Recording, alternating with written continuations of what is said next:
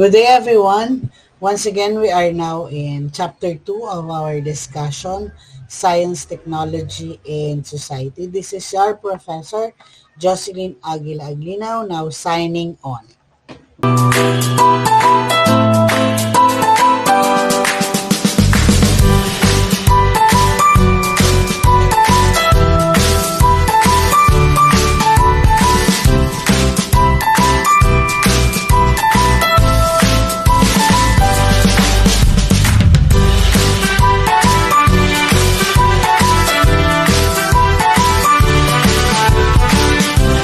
Okay, class, as I have mentioned earlier, nasa chapter 2 na tayo.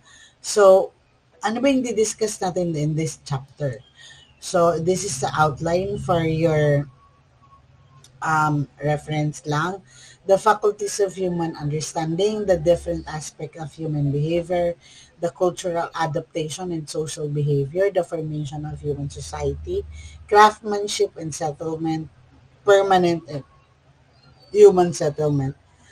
Iisa-isahin natin to. We will be discussing this one by one.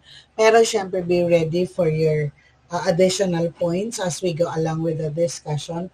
As I play this recording, um, makikita nyo yung mga additional points nyo for your class standing. So, let's start this one. Okay. Describe the worst society you would not like to live in. So the first three to comment down below, syempre will have +5. Yung next 5 will have, +10 pala yung una. Yung next 5 will be +5 and the rest will be +3. Okay, I'm going to give you 30 seconds to do that. Think of or describe the worst society you would not like to live in. Yung ayaw nyo na tirahan nyo na society.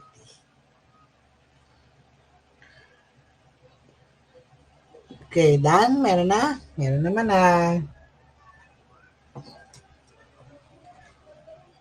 Ilan? Just comment it down.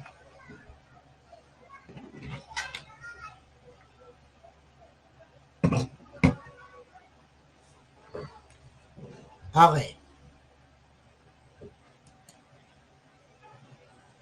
So in this slide, you're going to see, you can see, nakikita nyo ang different kinds of brain, di ba? May brain ng, iba human brain tayo dito, dog's brain, monkey's brain, elephant's brain. Bakit kaya? Bakit ko pinakita sa inyo yan? Di ba?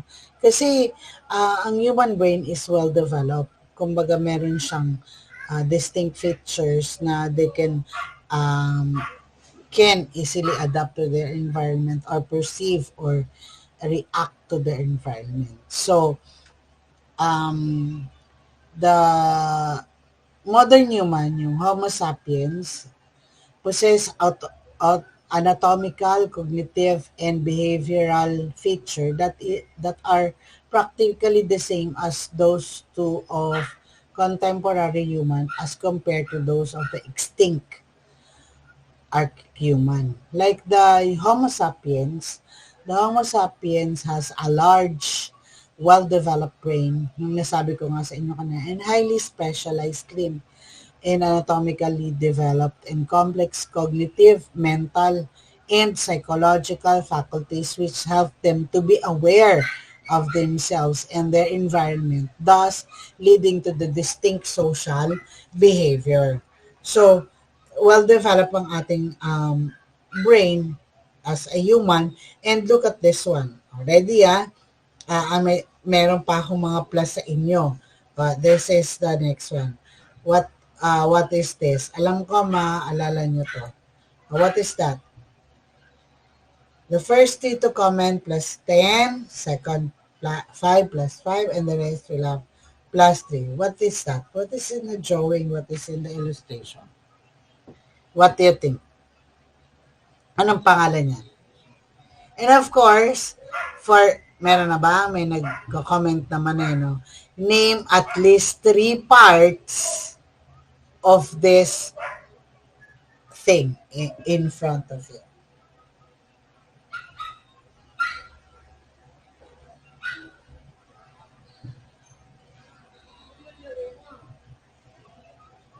Okay, this is the, what do you call that? The brain cells. Okay. Neuron. Okay. These are the part, dendrites, nucleus, soma, node arounder, um, myelin sheath, axon terminal, and swan cell. Okay, I'm not going to discuss it to you one by one kung anong function niya. Because, kaya ko yung pinakita. The human brain is one of the largest, as I have mentioned kanina, one of the largest and well-developed brain in the animal kingdom. It has a complex nerve connecting that are developed at the right time while the person is growing. It is attributed to human intelligence, particularly on the front parietal region. If you are going to review your lesson in brain anatomy, as the well-developed and organized anatomy of the frontal and parietal lobe of your brain has the largest amount of gray matter. The gray matter is a part of the brain containing most of the cell bodies of neurons. It is more concentrated on the part of the brain involved in such function as the body senses, memory, emotions, and muscle control and coordination of the body. Kaya, syempre pinakita yan. Now, on our next topic, yung first nating topic is the faculty of human understanding. So we have here the human consciousness, the self-awareness, and the sapiens. What do you mean by these three words? Okay. The human consciousness is our ability to gather information from various sources using our body senses to hear, to feel, to see, to smell, and to taste. While the self-awareness, on the other hand, is the ability to look inwardly into the self and relate it to the outside observation. While the third word, yung sapiens, is the capacity of an individual to mentally process and arrive at a sound reasoning and judgment of information received. These three components lead to our ability to understand and obtain knowledge as a conglomerate and of useful information which we mentally process, assimilate, and utilize regularly for survival in some other uses pa. So the human consciousness lead to our inherent behavior curiosity of our natural inclination to explore object occurrences and affairs, especially those that are difficult to understand. Some of the basic human devices since the ancient time of observation, stimulation, and trial and error have helped our reasoning to find relationship of things in nature and life. Most natural sciences and social scientists today have improved a methodological way of gathering information and reasoning through, syempre, experimentation. Okay. So, our next topic is, there are also what we call the different aspect of human behavior. So, lima yon. Cognition, i-discuss natin isa-isa. The cognition, abstract thinking, emotion, language, and the subsistence. So, let's discuss first the cognition, cognitive. Our cognitive abilities of gathering information, processing it through reasoning, concept, ideas, and memories, and arriving at judgment and conclusion help us form human knowledge. This human knowledge is involved in our social interaction which any other human being with any other human beings.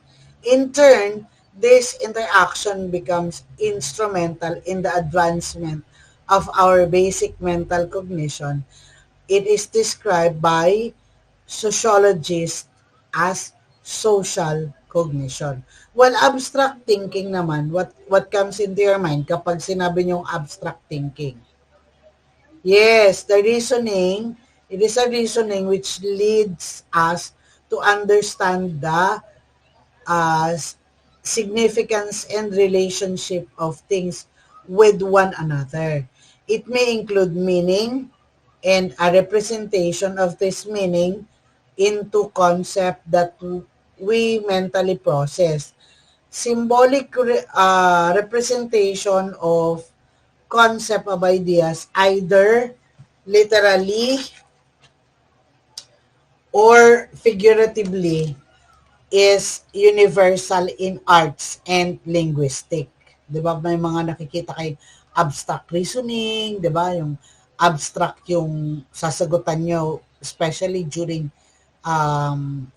entrance exam. So, human also have devise arbitrary symbol which ito yon, such as the alphabet or represented by a basic form of written communication. Semiotics, the study of linguistic and non-linguistic signs and symbol is included in the assignment of meaning and is involved in the development of communication. According to the theory of symbolic interaction, our ability to utilize symbolic communication leads to information of our social interaction, whether it is about understanding another as human or understanding the things about human. Okay. About language. Diba? Language or emotion. Nakalagay, nauna na yung emotion. Sige. The human have, di ba pag sinabi niyong emotion, ano ba yung emotion nyo? Ano ba yung nararamdaman nyo? Yan ang nasa picture. Di ba? Masaya, di ba? Malungkot, tama lang. Nagagalit, di ba? Human have exhibited different form of behavior responding comprising complex mental processes that direct our awareness and acceptance of ourselves and the environment. Kahit nga yung mga hayop, di ba? Yung mga other animals, they also show emotion. Pag pinalo nyo yung aso, umiiyak sila. Okay. So, language. What do you mean by language? Isa lang naman ibig sabihin. Hi, bonjour, hola, di ba? Means hi, or greeting. So, human have developed elaborate and diverse way of effective and habitual communication using signs or symbol. Ngayon nga, even the deaf or the deaf and mute and blind can have way of communication. So by gesture, speaking, or writing, di ba? The origin and mechanism of the development of human language is still unknown because of lack of archaeological evidences dating back to the prehistoric time. The majority of the anthropologists, linguistic, and semioticians, however, generally accepted the fact that human acquired the ability to spoken language between 100,000 to 400,000 BC based on the statistical analysis of phenomic diversity. So, hindi nga alam kung saan ba talaga nanggaling yung mga language na yan. Bakit tayo, within the Philippines, diba, we have different kinds of languages. Okay. Our last is subsistence. Our last different aspect of human behavior is subsistence. Bakit subsistence? Like any other living organism, we regularly encounter challenges of survival. Aside from our biological, physiological, and behavioral adaptation, we have developed a new type of adaptation in which we utilize to develop our awareness, thinking, knowledge, and responses about ourselves and the surroundings. Evidences have shown that our human subsistence has been attributed to our cultural adaptation. Mamaya may discuss natin cultural adaptation, which is dramatically more complex compared social to the other social animals. The study of artifacts from archaeological evidences has shown different patterns of characteristic of cultural adaptation. Okay. Like for example, human rely on our environment for air, water, food, and other essential resources to survive. The unpredictability of the condition of the surrounding thus derive us from to adapt and fit according to the local environment of or otherwise. Halimbawa, pag sobrang init, sobrang lamig, may La Nina, may bagyo, may tagtuyot, di ba? We easily adapt. Okay. We are forced to find some other place that we are more favorable of our to our continued subsistence. Halimbawa, uh, for example, sa province, bakit pumupunta dito?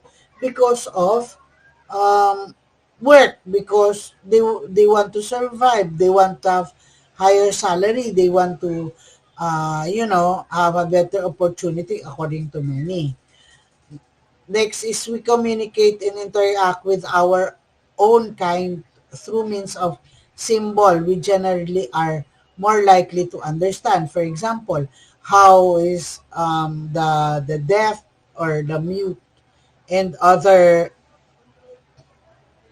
um, mga na may mga disability adapt to their environment. Siyempre, mga deaf, magsa-sign language yan. Mga blind, for them to have knowledge, may braille naman na. O next, we create devices. Ito yung sinasabi ko, ways to help our, to ease our burden of work. Halimbawa, um, ang technology kasi, it is our burden of work, di ba? Halimbawa, technology for the deaf and mute. They have this hearing aid. For the blind naman, they have this braille to acquire knowledge. Ano pa? For us to adapt na sobrang init, um, dahil tagtuyot, siyempre may mga, ayan na yung mga aircon natin, mga electric fan. So the technology keeps on improving. So next we have learned the decision making, planning, and teaming with other will effectively help us to execute much more complex tasks and have higher chance of survival. And we have learned to acquire, perceive, and pass understanding of this individual and collective experience and other for the future generation. Okay. Next is, sorry, cultural adaptation and social behavior. When she said cultural adaptation, di ba, sinabi ko kanina na we will discuss this one by one.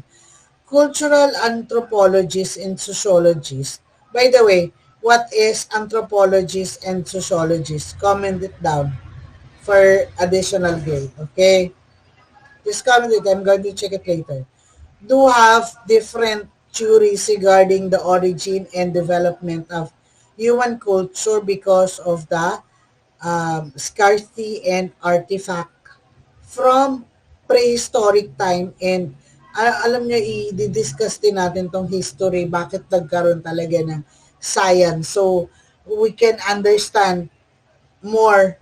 Inuna ko lang tong aspect na to para you will know which part of the technology or science technology in the society we will be dealing para mapag-connect natin yung tatlong area na yan. So, generally, human culture is characterized ng mga to. Yung religion, technology, arts, ritual, food and cooking, settlement, and knowledge. In what way? Pag sinabing religion, may supernatural morality, deity, mythology, and belief system. Pag sinabi niyang supernatural, meron pa mga naniniwala sa aswang, 'di ba? Morality, pag sinabi niyong morality naman, 'di ba? Yung pag teacher ka about ang paniniwala na pag teacher ka dapat may pinag-iingatan ang morality. Anyway, lahat naman. Pero mataas kasi ang standard ng mga bata sa mga teachers nila, especially the elementary. Mythology, yung mga paniniwala, mga belief system ng bawat isa. So, kailangan yung sa religion, iba-iba pa. So, sa technology, yung structures, devices, eto, pag sabing technology, magagaling kayo dito. Items, industry tools, including the tools na ginagamit or usage like sa pottery, sa clothing, sa both, megalithic structure, dwelling, sa bahay. Dati hollow blocks ang ginagamit natin. Ngayon, kakaiba na, di ba? Iba na naman ang ginagamit nila to build the house. What else? Madami. So, madaming pagbabago when it comes to technology. Dati ang cellphone, wala pang cellphone, telepono pa lang. Then, nagkaroon ng beeper, di ba? So, anyway, we will discuss this as we go along with. So, arts. Ano naman sa arts? Painting, pottery, ornament, music, dances, and other. Pag sinabing ng arts, hindi lang yan basta sculpture, hindi lang yan basta music or dancing. Ang daming aspect when it comes to arts. Ritual, religious, political, judicial, and academic activities andyan sa mga ritual na yan. Cooking. Kailangan, di ba, pag iba-ibang area, iba-iba yung luto. For example, pag nasa Pangasinan ka, ibang lupag ang pagkain nila, ibang style ng pagluluto. For example, magbigay tayo ng isang example ng pakbet. Iba ang way ng pagluluto sa Pangasinan, iba sa Manila, iba sa Bicol, ginagataan. Di ba sa Pangasinan, may sabaw, may bagoong na isda. Sa sa iba, bagoong na hipon, o kaya naman ginagataan as I have mentioned. So iba-iba yung cultural adaptation. Settlement, yung sedentary or nomadic. Knowledge, philosophy, humanities, 'di ba? For knowledge, traditional knowledge, skills and techniques, literacy, illiteracy, and others. So, that's, what they call that, that's the difference of this one. Next is the cultural adaptation and social behavior. When, pag i-distinguish nga natin itong tatlong to, yung ascribe social status, achieve status, and master status. What do you mean by that? You want to comment? Wag na. Sige, tuloy ko na ha.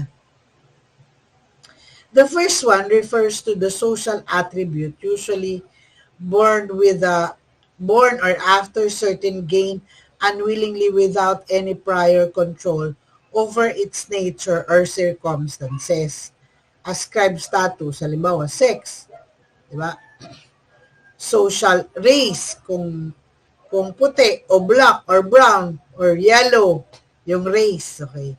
Social class, biological relationship like parents, child, siblings, etc., adopted or whatever. So that's the ascribed status. Pag sinabi nyo namang achieve to refer to the social role that can be attained through one's own effort by hard work or any endeavor and even through chance. Chance, for example, pag achieve educational attainment, marriage, employment, pagpapari, pagmamadre, ano yung status nyo, or other form. Pag master status naman, it refers to the principal identity of a person, mostly socially known for attributes that can generally affects the reputation and will last for lifetime. For example, leader or criminal, di ba? Inventor, disabled, mga ganon. So that's the difference of the three. Ay, ba't ko nasabi? Ito pala, napagbaliktad ko lang. Okay? Anyway, you've answered it naman eh. Next is the formation of human society. We have here the inverted triangle. Diba? The human society has intellectually, culturally, and socially involved, creating a more complex and highly differentiated social structure and order. Based on their subsistence economy, societies are classified according to economic development. As societies become more complex, urbanity is established as more definite. Permanent human settlement, mamaya madidiscuss pa natin ito in deeper discussion, is made to support a very large population occupying that region where sources of sustenance are established without the need of to migrate from one place to another in search for valuable resources. Okay. Let's discuss the social institution. Are defined purposive and valued behavior of all the individual in the society, governing all of their affair, yung knowledge, culture, tradition, custom, norms, belief, values, yung family, religion, government, economy, medicine, learning, language.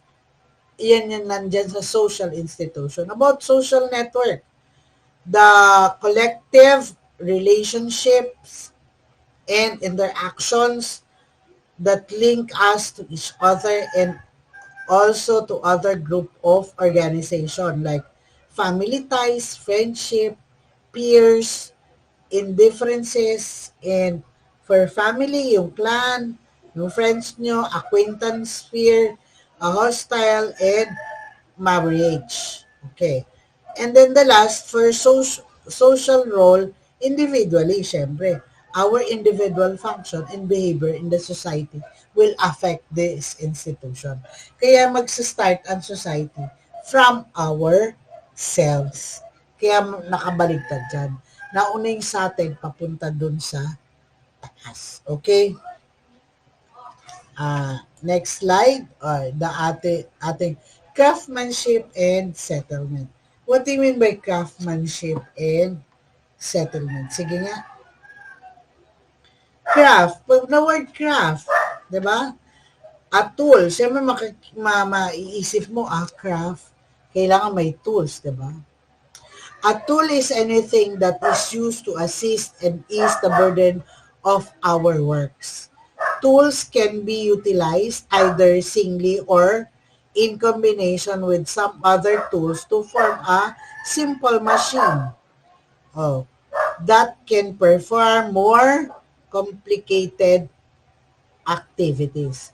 Combination of tools, simple machine, and devices can form an elaborate system of complex machine and support even more tedious and time-consuming human activity, such as agriculture and industry, with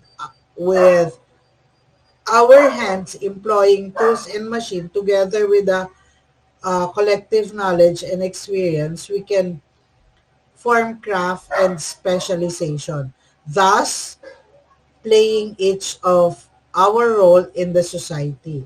So these are some of the craft na pwede nating gamitan ng ating tools, or the tools can be used on this craft. Okay. Next,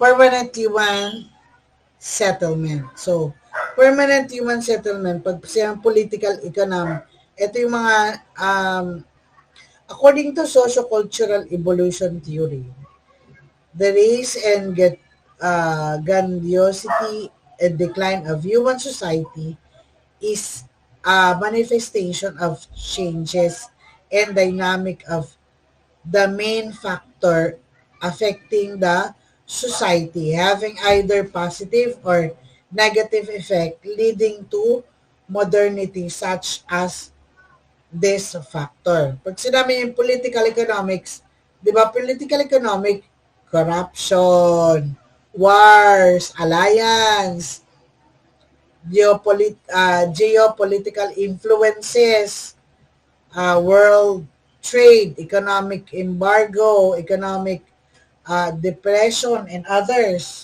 related. So, natural factors, pag sinabi nyo mga natural factor, this is the climate, the natural disasters, di ba? Such as craft destruction by insect, pwede yun, yung napipeste yung mga halaman, di ba? Or, pag sinabi niyo natural factor, mga bagyo na dumating, di ba? It affects the human society. So, human capital, low fertility rate, overpopulation, lifestyle, custom, values, literacy, incul culturization or adaptation to another culture, acculturation or bending the different culture in others, and then intellect and technology. Sa religion, ito yung magkakakontak kasi pag sinabi niyong intellect and technology, religion, philosophy, science, humanities, discoveries, and innovation, invention, and others. Okay? So we're done with our chapter 2. If you have any question, you can take down your question, and I'm going to answer it on our face-to-face discussion. Okay.